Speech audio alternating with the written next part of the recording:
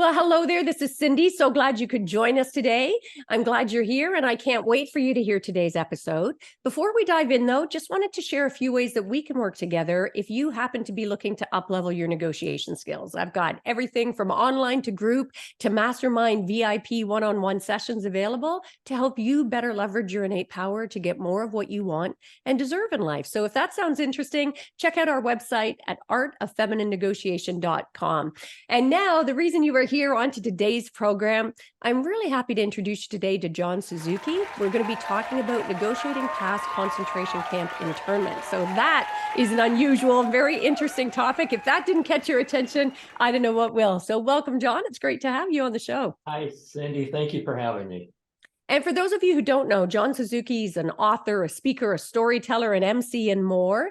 He's the author of American Grit. So in the full title, it's American Grit: From a Japanese-American Concentration Camp Rises an American War Hero. I had the pleasure of meeting John briefly. I heard a little bit about his book and really wanted to share some of the insights with you.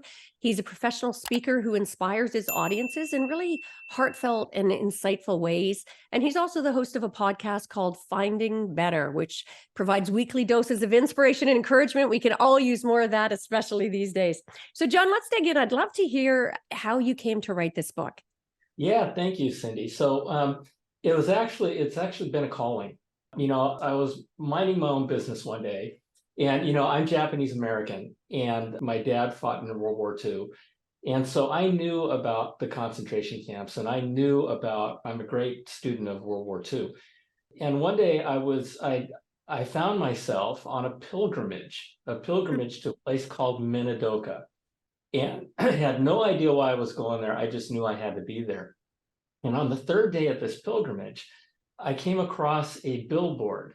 And on this billboard, and this is 3 days of learning about life in a concentration camp, how terrible it was. It was in the middle of a desert, 100-degree weather. There was barbed wire. It's not there anymore, but there was barbed wire, armed guards, a terrible condition, no plumbing. It was just terrible. And learning about all this, and then I come across this billboard, and this billboard had the names of 1,000 men who volunteered out of that concentration camp in Idaho to fight, and many died, for the United States Army, who put them and their families in that camp to begin with. Incredible. And, it was incredible. It was incredible. And these men, as bad as it was, and they volunteered to prove the loyalty of Japanese Americans during World War II. These men went on to become part of what was called the 442nd Regimental Combat Team, which was a segregated war unit of Japanese Americans who went on to become the most decorated war unit in the history of the United States to this day for its size and duration. Wow. And I just went, how does this work? Yeah. Who would do such a thing? and that's how my journey started. Oh, so exciting. And such an important story to tell. And I love, John, that you call it what it is, right? I mean, we hear all that language, internment camps or dislocation or whatever the heck they called it, right? As opposed, let's call it what it is.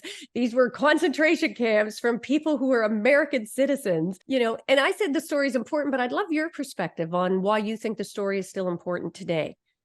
I think it's hugely important. I started off talking about this as a cautionary tale, but the more that I went into this and the more that I learned, the more I realized it's not a cautionary tale. It's a cautionary wake-up call. Yeah. And, you talk about, you mentioned, and thank you for mentioning it, I do call them out as concentration camps. Frankly, relocation camps and internment camps was a euphemism. And I think concentration camps in Europe is a euphemism for extermination camps. Yeah. And so, I'm calling it like it is. But, the reason why, there are a number of reasons why they happened in the United States. And I'm seeing a lot of those similar reasons happening today. And, it was about fear. It was about fear of war. Yeah. It was, and frankly, largely it was about our failed political leadership. Yeah. and a complicit press. Even Dr. Seuss was involved, for crying out loud, Yeah. on making Japanese on the West Coast through his cartoons look like really bad people. No, I did not know that. Yeah, Oh, you're yeah. destroying one of my icons. That's Oh, wow. he still is a hero of mine. He just messed up one time. That's all. Wow. I did not know that. That's good to know. Yeah, Yeah. yeah. And in today's world that I see a world of fear. I see a world of division where we're a divided country. I see a lot of failed political leadership. I see a complicit press. I see fear and blame being Yes. placed, victimhood. And so I see a lot of things that are really concerning to me. And, history forgotten or history not taught can often repeat itself. Oh, And well, mine is, and thank you for calling that out. And I'm glad you're prepared to go there because it's a dicey subject these days. And I'm sure we'll get some pushback here, but I would love you to share, like, what are your thoughts on some of the current movements? I mean, we're hearing, it mortifies me to hear that, in certain pockets of the US in particular, they're looking to erase some of the history, eliminating books about historical events like slavery, for heaven's sake. So I'd love your thoughts on that and the risks that brings. so we need to come together, right? I mean, we're living in a world where we're really bucketizing people. Yeah. And we're dividing people purposely, and we're categorizing people. You got the whites and the blacks and the Christians Yep. and the Muslims and the gays and the straights. Yeah. And worse yet, did you know that in Africa they don't call themselves blacks? Mm. They call themselves Nigerians. Yeah. They call themselves whatever country they're in. I love that. In Asia, Japanese people don't call ourselves Asians. Yeah. Neither do Koreans, neither do Vietnamese, right? Yeah, And that's a good and in point. Europe, they don't call each other whites, Yeah. right? Right? Yes. I mean, we don't, and yet we're categorizing people, and worse, today we're categorizing people based on ideology. Yeah. Yeah. And what happened to the intolerance? What happened to having civil conversations and agreeing to disagree? Yeah. And a lot of these topics are just so emotionally charged. And I fear that the blame and the victimhood part of what we're seeing these days, someone else is responsible for the problems I'm going through right now. And Yeah. so, it's that fear. You take all these things that are happening right now, and then you add on top of that something really bad happening, Yeah. right? And the fact of the matter is, it's inevitable that really bad things are going to happen to us. Yeah. It just is, right? And so, how do you contain that powder keg? How do you Yeah. contain that potential release of really bad decisions? And I think that it's a big part of it is awareness and helping people know and understand what's going on. And I love that word bucketizing that you said. We are bucket. That is so, I hadn't heard that before. And I love that. I saw it in your book as well. And I'm like, well, that is interesting. And so hit the nail on the head, as they say. And it's interesting to me when I saw it, I thought, wow, this is, I mean, it reinforces philosophies that I have and my concerns about today, that we are making each other other, right? When we make other people the other, we're dehumanizing them. And if you Right. look through history, most of the mass genocide started that way. I mean, not to be overly dramatic, but in Nazi Germany, right? They made the people who were the targets other, right? Different than. In Rwanda, they made them different and other. And I agree with you. I think we are seeing a lot of these warning signs, and we're like ostriches with our heads in the sand. And it really struck me when you said that the American concentration camps are in our future. That was a pretty ballsy kind of statement, and I'd love to have you expound a little bit on why you think that's the case, and how can we stop that? Well, the biggest part of why I think they're in our future, they don't have to be. They don't have to be, and that's part of why we're having this conversation. They don't have to be, right? But I think left unattended, that we're seeing the recipe for disaster happening all over again. Yeah. And the biggest way, to me, I think the biggest way, for the best way or the most important way, is for all of us to get in front of it and to be aware that this stuff can happen. Look, so before World War II happened, these people, they happen to be, the folks that were affected by the concentration camps here in America happen to be the wrong race. Yeah. Okay, they happen to be Japanese, and many of them were Japanese Americans. All of them were legal residents. Yeah. But 50,000 among the 122,000 people that were affected, 50,000 of them were children and babies. That's shocking. And look at this, and look, these guys, imagine you're at dinner, you're just having a great time, that you're just living a normal life, right? Yeah. Any one of us, every one of us, forget if you're not Japanese, Yeah. right? He could be, I'll use today's terms, he could be white or black or Asian or whatever it is, Hispanic, I don't care. You and you're just living a normal life. And then all of a sudden you're told that because of who you are, not that you committed any crimes, not that you've been accused of any crimes, Yeah. but just because of who you are, you have to be locked up. You have to be locked up in a place where you don't know where you're going. You don't know if you're going to be, the only reference point you have is a Holocaust happening in Europe right now. So you don't know if you're going to be shot or killed. Yeah. And all you can take with you is what you can carry for a period of time that you have no idea how long you're going to be gone. You don't know where you're going, what to pack for, any of that stuff. And all of a sudden you're on a bus or a train to a really terrible place. That happened. It happened. You're It's just living a staggering. normal life. Like, it's really staggering. And I agree with you. I think the thing we need to do is be talking about this so that we don't forget our history, so that we don't repeat our history. We need to elevate our awareness. And I'd love, switching gears for a bit, in your research, I'd love if you determined or have any thoughts about some of the ways that people negotiate past horrific circumstances like this. Like you mentioned about the honor roll, like countless Japanese, victims, if I will, had been held in concentration camps, who volunteered to fight for America. So what are some ways that people can negotiate with themselves to move past their circumstances?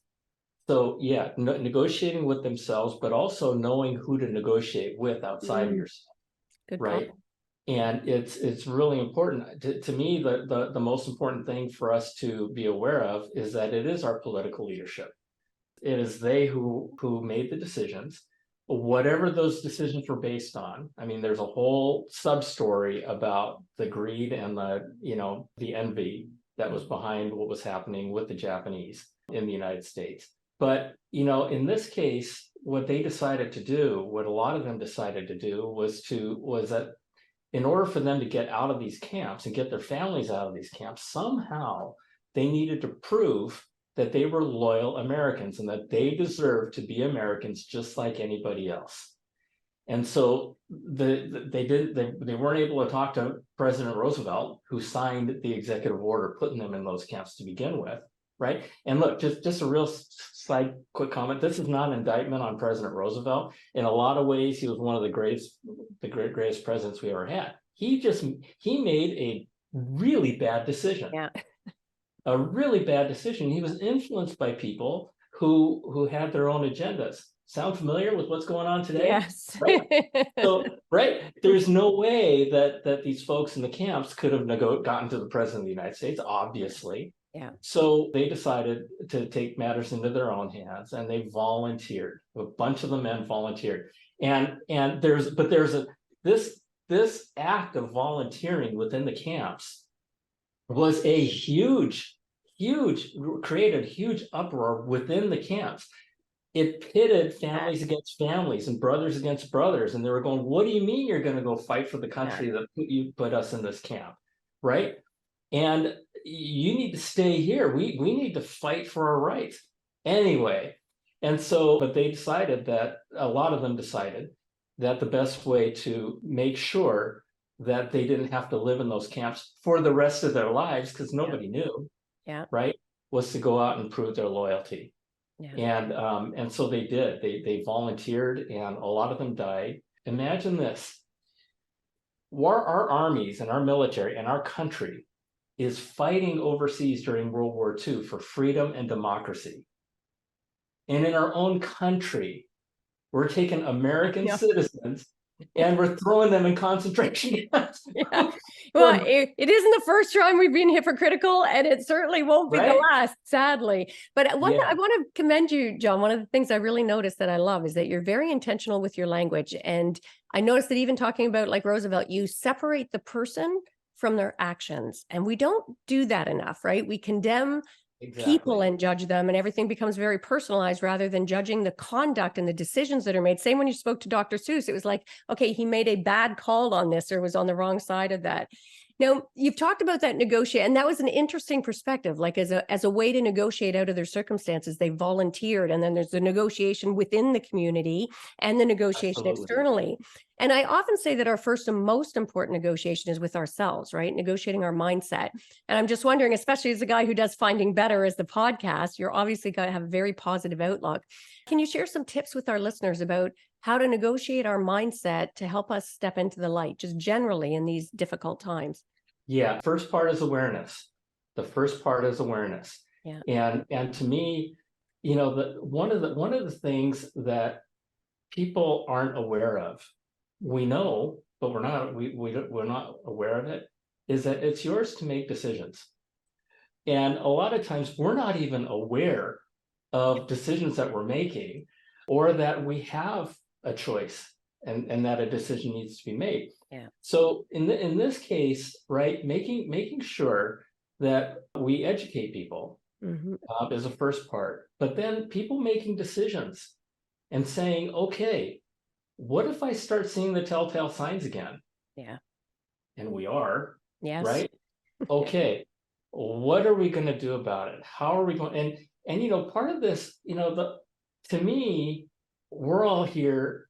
One reason why we're all here is to make the world better than the day we landed on it. Yeah. And to love one another. And the additional part to being aware and stop bucketizing people is to bring a little bit more love into the world, right? And understand that it's our relationships with each other. Yeah. It's our relationships with each other in terms of being human that really define who we are. I love that. And I want to pick at that thread about love, because I know you advocate that the secret to our future is less fear, more love, which I Yes. assume is one of the reasons you do your inspirational podcast. How can our listeners sort of negotiate past? Because there is such a climate of fear now. Our media, but sadly, negative news sells more. At least that's the story they tell It themselves. does. And we're just inundated with this It constant does. fear mongering. So what are some ways you advocate to lean more into the love and get away from that fear? I have this podcast called Finding Better because I believe that when people are happy, they have a better chance of making the world happy. Yeah, that's great. I think that we individually make up the world, right? And every one of us has a power within ourselves to achieve whatever it is we can think of. Yeah. And so the reason for my podcast is, it's not, there's so much, I'm just going to say it, Cindy, crap out there. There's just so much stuff out there, and people are being, I heard, and I don't have the I don't have the backup, but I heard that people on Instagram check out Instagram on average 150 times a day. Social media has been a wonderful thing for us. Technology has been a wonderful thing to us, but it has come with lots of unintended consequences. Yeah. Many of which were intended by the people who are running it. Yes. And so my concern is that, we're constantly being told that we're not adequate. Yeah. That you have to buy this product and you'll be better, or you have to look like me. Look at me. Yeah. Aren't I cool? Right. Yeah. And we get so, I read a Forbes health article at the beginning of this year, and it said that the number one New Year's resolution for 2023 was no longer to lose weight, as it has been for eons, right? It was about mental health. Okay. Yeah. And I just went, wow. Yeah. Right. Yeah. And so, I think, what you're doing, Cindy, I mean, for me, we need to help people in loving themselves. Yeah. We need help people be better for themselves, Yeah. better Better individuals lift the world. When an individual is lifted, so lifted is Yeah. the world. And so I think that if we can help people in that light, one person at a time, Yeah. you know, it's going to help. But the political leadership is a big thing that we need Yeah, to keep but I want to put attention. a pin in that individual thing because I think people Okay. underestimate that, right? We assume, oh, what can I do? I'm only one person. So I really love, John, when you'd said like one person at a time as we shine our light, when we let ourselves be happy, when we push past the fear and choose to lean into love, that there's a ripple effect that comes with that. And I'd love Totally. your thoughts on to what extent that helps us maybe negotiate past the polarization and divisiveness that we're seeing across the world today. So I think, one thing on negotiation, right? Let me just give you a funny little example. Yeah. When my son, my kids are all grown up now, but when my son was little, I gave him an Oreo, and I said, okay, so you got this Oreo. I want you to share it. Yeah. Okay, I want you to share it. And so he went to his sister. He's cuts off a little piece, and he's trying to keep the biggest pieces for himself, right? So then I said, good job, Michael. So then I gave him a stack full of Oreos. Yeah. I mean, it probably had 50 Oreos in it. I said, I want you to go share it. And so now all of a sudden he's going, Kristen, have a dozen Oreos, right? And he's just he's right. And so for me, a big part of negotiation is where you're negotiating from. And to me, if you're given, you can negotiate from a place of taking or a place from giving or a balance of both. Yeah. Right. And if you're living in a world of scarcity, you're going to negotiate one way. Yes. If you're living in a world of abundance, you're gonna negotiate a different way. And so too is our emotions. I think I'm not a psychologist. I'm just a guy that's been around for 62 years, right? But it seems to me that the happier a person is, the more happiness they're going to share. This is so brilliant. I mean, it is so simple and so profound. And it's funny, you probably saw me scratching as you started talking. I'm writing down abundance versus scarcity. And then you went right there. And again, I want to put a pin in that for our listeners because this isn't rocket science. And yet we are being inundated with messages that make us feel overwhelmed. Like this is beyond any one of us. And John, I couldn't agree with you more. Choose to come from an abundance mindset, right? Many things happen in life that we can't control, but we can choose how we want to react. We control how we're going to react, how we're going to choose to show up every day. So I love your messaging on this. I love it. And I loved a quote of yours that I came across. You said something about that we have 3 careers in life and went through. Can you share that with our listeners? I think it'll fit nicely with this conversation. Yeah, we do. And in my view, we do have 3 careers. The first is to learn, which is about learning to go to school and learning. The second is to earn a living, a respectable living for yourself and your family. And the third is returning and giving back. So it's learn, earn, and return.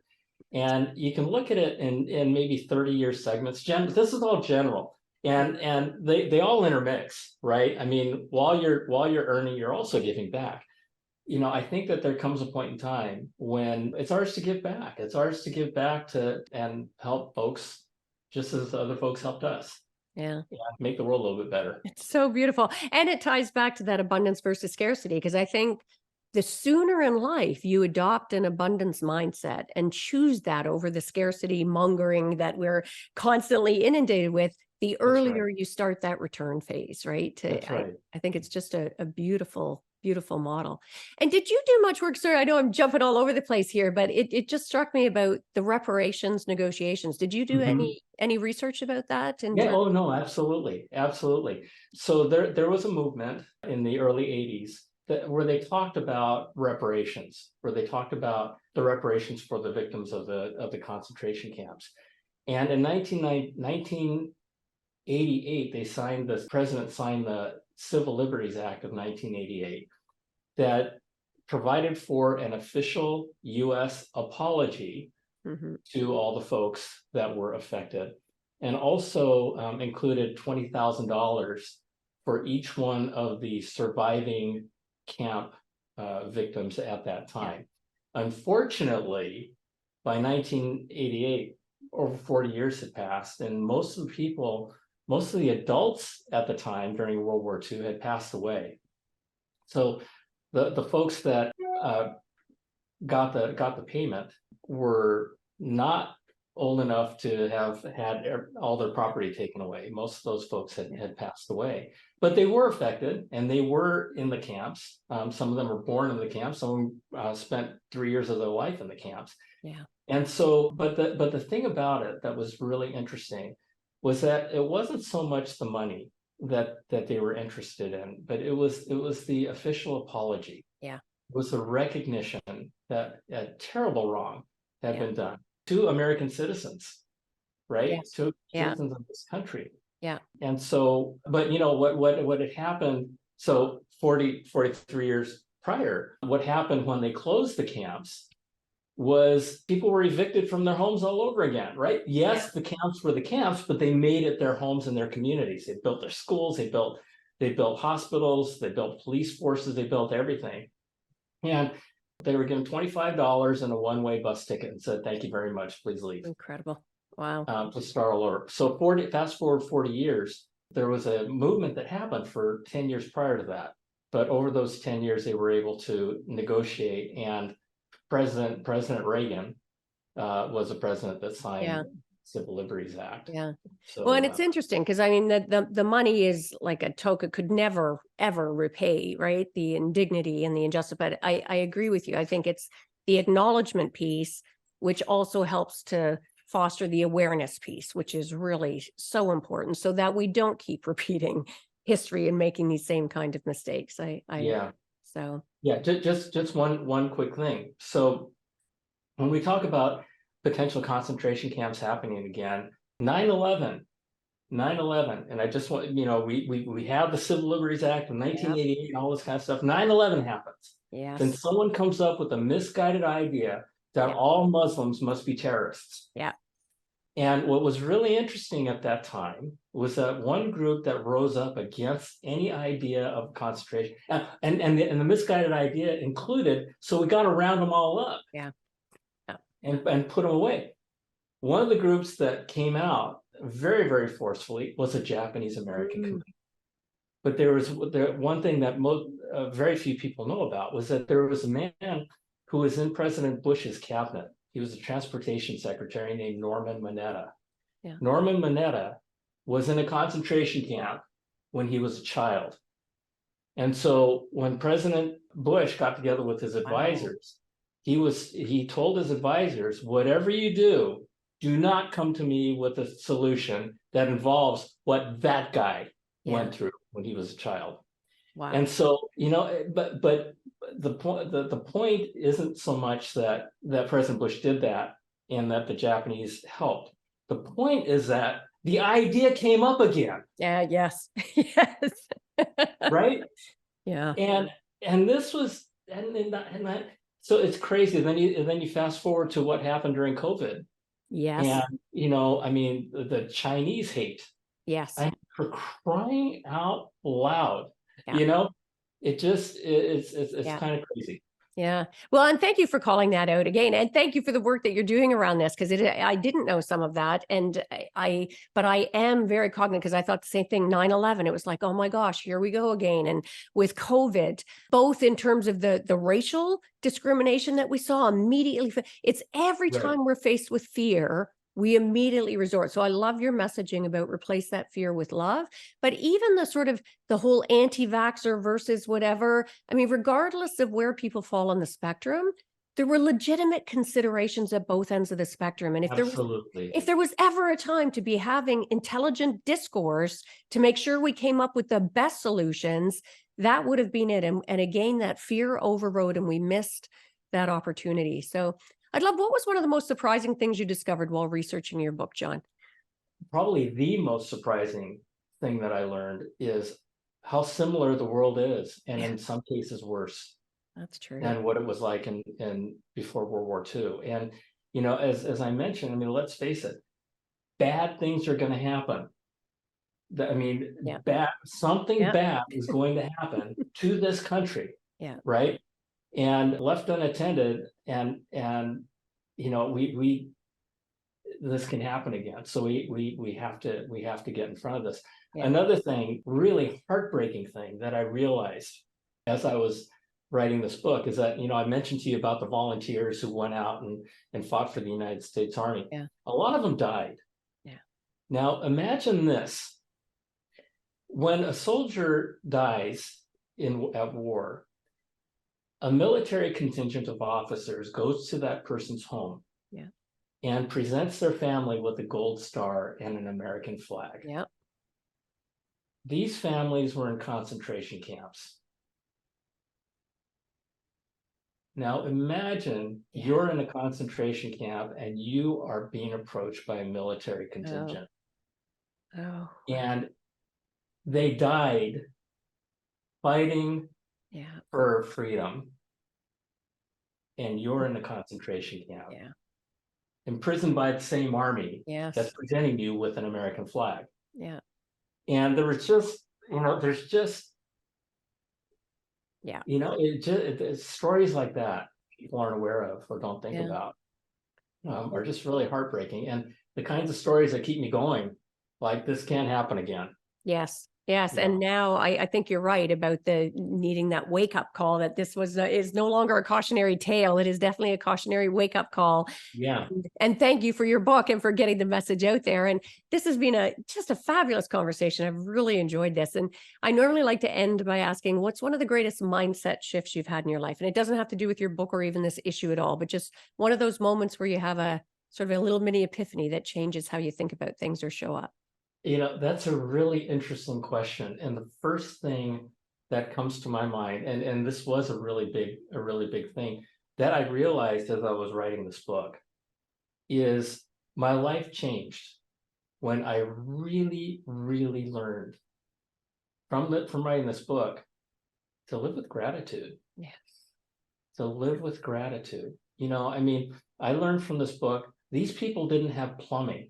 So all of a sudden, I'm looking at my toilet going, holy cow, I'm really thankful for you, buddy. Yes. The air that we breathe, the places that wherever you are, whatever your circumstances are, we all have so much to be grateful for. And as we talk about the press and we talk about the pressures in life and we talk about everything that's going on and the inadequacies that we're being convinced of, we need to stop and just take a moment and look around, right?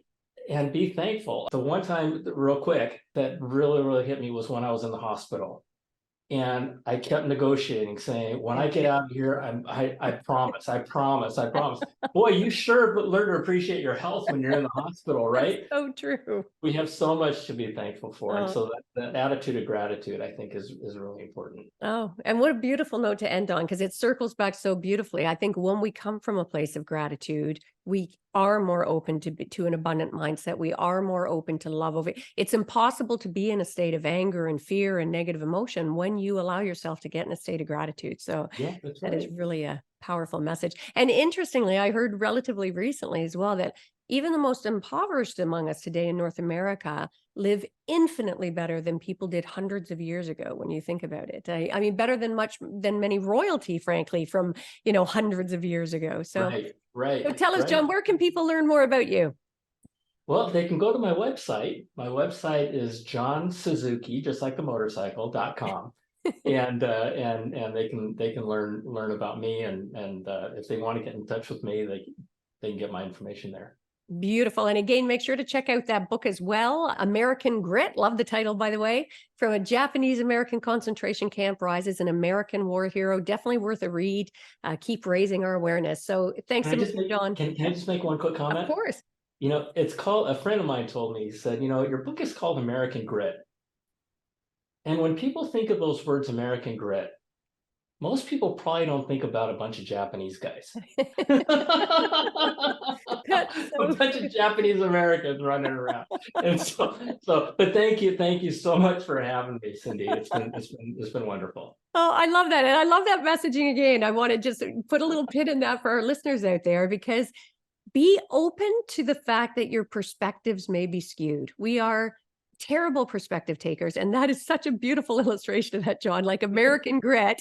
And that subject matter is about Japanese who were mistreated and often overlooked. And as you say, were the ones to speak up immediately when they started seeing that same discrimination be perpetrated against people post 9/11. So beautiful message. The book is definitely worth a read. And I'm sure you've all got loads of value from this episode. This has been such an interesting conversation. Make sure to subscribe to the podcast if you haven't done that yet. And I often say, give the gift of sharing. This is an important conversation. We need to be having this conversation, elevating this conversation. So make sure to share this episode with other people in your circle so we can start spreading this message. And make sure to grab a copy of my book if you haven't done that yet, The Art of Feminine Negotiation. It is available on Amazon in a local bookstore close to you. So to make sure to grab a copy of that and let me know what you think of it. And that is a wrap for this episode. So until next time, go forth and negotiate your best life on your terms so you can stop missing out and start getting more of what you want and deserve from the boardroom to the bedroom.